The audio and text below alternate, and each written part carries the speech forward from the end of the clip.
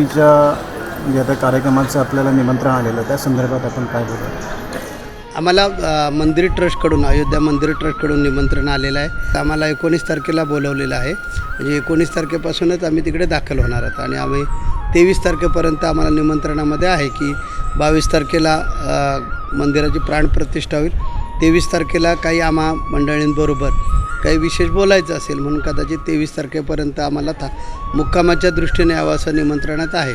तर आम्ही चाललो आहे 19 तारखेला तिकडे चाललेलो आहोत. आणि अतिशय हिंदूंसाठी अभिमानाची गोष्ट आहे की आज 500 वर्षानंतर एवढा संघर्ष करून हे राम मंदिर होतं आहे. आणि ह्याचं जर श्रेय कुणाला द्यायचं झालं तर मी संघाचे RSSचे जे सरसंघचालक डॉक्टर मोहनजी भागवत यांना मी देईन आणि आपल्या देशाचे पंतप्रधान नरेंद्र मोदीजी यांना मी दोघांना त्याचं खऱ्या अर्थानं श्रेय देईन. आणि त्याचबरोबर रक्ताचा एकही थेंब न सांडता ही जी क्रांती घडवून आणली त्या गृहमंत्री अमित शहांचं पण मी या निमित्तानं स्वागत करेन. त्यांच्यामुळे ह्या तीन व्यक्तींमुळे आज आपल्या भारत देशामध्ये हिंदूंचा जो स्वाभिमान आहे त्याला प्रतिष्ठा प्राप्त झालेली आहे.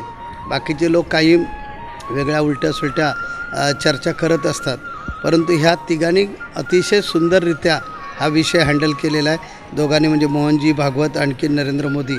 म्हणजे मोहनजी भागवतांनी तो विषयच लावून धरला आणि नरेंद्र मोदी जे बोलतात ते करतात आणि त्याबद्दल त्यांची खासियत आहे त्या तशा प्रकारची. आणि त्यामुळे ह्या दोघांनी ते करून दाखवलं. परंतु ज्यावेळी अंमलबजावणी झाली, त्याचा कायदा झाला, निर्णय झाला आणि निर्णय झाल्यानंतर ते कौशल्याने हँडल करणं हे फार कौशल्य होतं. ते अमित शहा साहेबांनी कौशल्याने तो हँडल केला. त्यामुळे एकही रक्ताचा थेंब सांडला नाही.